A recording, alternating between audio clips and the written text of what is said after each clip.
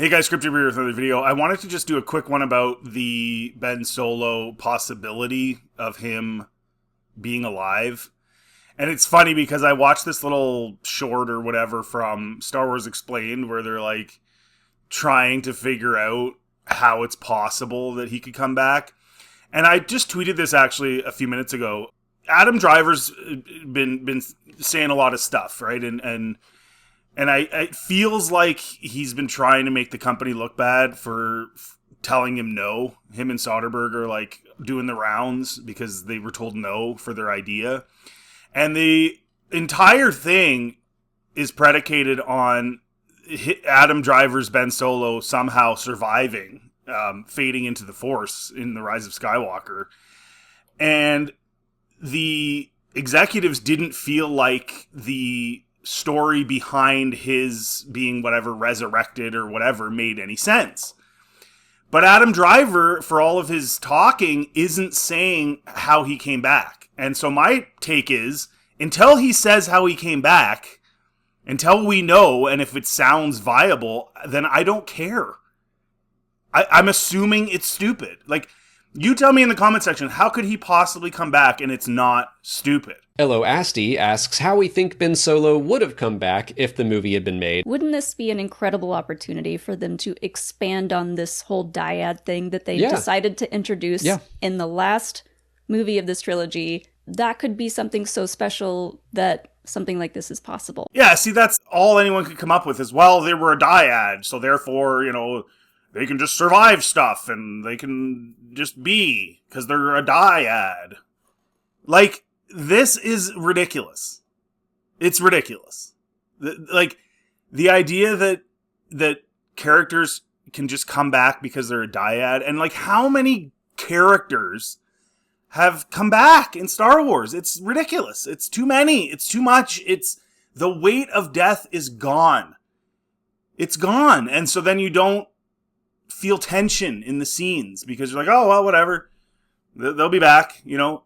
I mean, even when Luke dies in The Last Jedi, we all knew he was coming back as a Force ghost. We also knew that there was really nothing he can teach Rey. She knew how to do everything anyway. Didn't need him. He was just kind of just a doormat. He was just there. So now, like, where do you go, right? Like, you're going to say, because they're a dyad, that therefore they can resurrect themselves? Like, what? Exactly. He put his life energy into Rey, his dyad. Yeah. We don't know all of the consequences of being a dyad, what that means. We've saw some pretty crazy stuff of them passing, like, teleporting items between each other. Right. So who knows what the dyad can do? Well, and that's just it. They can just make it up as they go along. Just make it up. They can pass physical objects through the Force. Remember when they were Force Skyping and what was it, like a beads or like a necklace bead or something got passed between them, and then they're teleporting lightsabers. Like, do you guys not see how comical that is and dumb that is? Like, am I crazy here to think that this is ridiculous and stupid? Like, am I just this mean old man that thinks that this is dumb and it's actually cool? Like, no. Having this supposed dyad and having absolutely no explanation of what it can even do and what it even means, and then the idea that we're going to make that like a thing is stupid. Because again, it's sort of like Dave with the World Between Worlds and all these other concepts. It just makes it so the writing can be bad and you don't have to think and you can just do whatever you want. And I think that's lame. I think Star Wars deserves better than that. Maybe they invent something like the Substance, but it's kind of like Rey can exist for a week and then Ben Solo can exist for the week, but he comes crawling out of her back. Never the two shall meet again. Oh, that'd be tragic. Like, these people are really into Disney Star Wars, and even they are like, what can we do here? Like, they're trying to come up with ideas. And it's like, yeah, like, so one of them can be alive and one of them can't, and they can switch play. Like, dude, that is so stupid. So I'm trying to wrap my head around how it would be possible that whatever they presented to Disney, Adam Driver and Soderbergh, would make any sense. The executives clearly believed it made no sense and it was dumb. what could it possibly be? Like, let me know in the comment section, is there any possibility that this would make any sense at all? If, like, the universe of Star Wars, if the Wills allowed him to return, the caveat might be that, like, he and Rey can't exist at the same time. And this is one of the things I don't like about this idea of, like, wills that are willing the Force and what did they will Rey into existence and she just knew how to do everything? Like, it makes the writing bad. It makes it so you don't have to do anything. Oh, well, the Wills just willed it. It's just the way it is. Too bad. Oh, well, the Wills just willed. It was that whole thing with Snoke where he's like, darkness rises and light to meet it. It's like, so then the whole Star Wars pointless. It all comes down to these wills and whether or not they decide things. Do you not think that that's lame? I think that's lame. And that's one of the reasons, like, when I heard about George's sequel treatments, I wasn't super thrilled about it. And he himself said they would be divisive, that people like me wouldn't like them because as soon as you do that, if you're taking away freedom of choice and the ability to make your own decisions, like the characters making their own decisions, and you're just going to make it about, well, the Wills willed it, so that's the way it is, that is stupid. It wrecks everything. I want these people to have their own decision-making applied to the film and have consequences, good or bad or whatever. I don't want some being out in the ether that just decides stuff. Like, I don't find that appealing at all. Like, I love that Han and his decision-making affected the story. Luke and his decision-making affected the story. Obi-Wan, Leia, all of them. Their decision-making, their free will determined the story, not some random being somewhere. I mean, like, there should be some consequences to death. Like, that's Sure. Star Wars keeps bringing people back. Asajj Ventress was shot by a bunch of Force lightning. She's fine. She's got some minor She scars. just needed a nap and some water. I think that if Ben Solo were to come back, it should be difficult and there should be some consequence. But we learned something new about the Force in just about every single Star Wars movie, or at least the Skywalker ones. So I'm sure there's more to learn.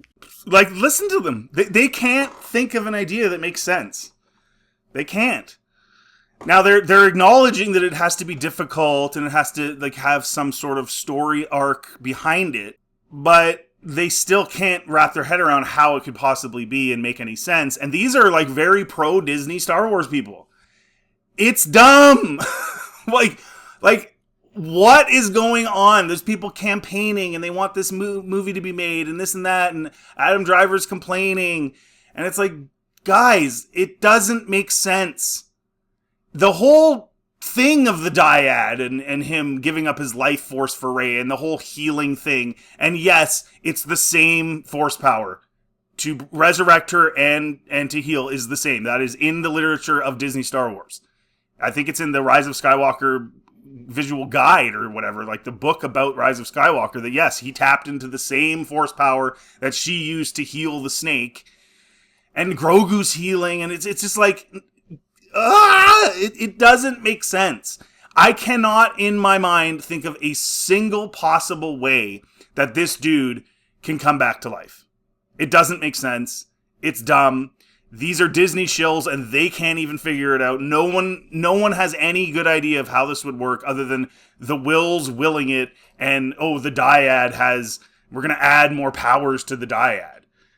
What? Like, it's so lame. The sequels ruined Star Wars. The reality of it is Ben, if he was such a compelling character and they thought they could make money off of him and make more movies about him and all those other things, he'd be alive. But Kathleen Kennedy wanted Rey to be the face of the franchise, not Ben.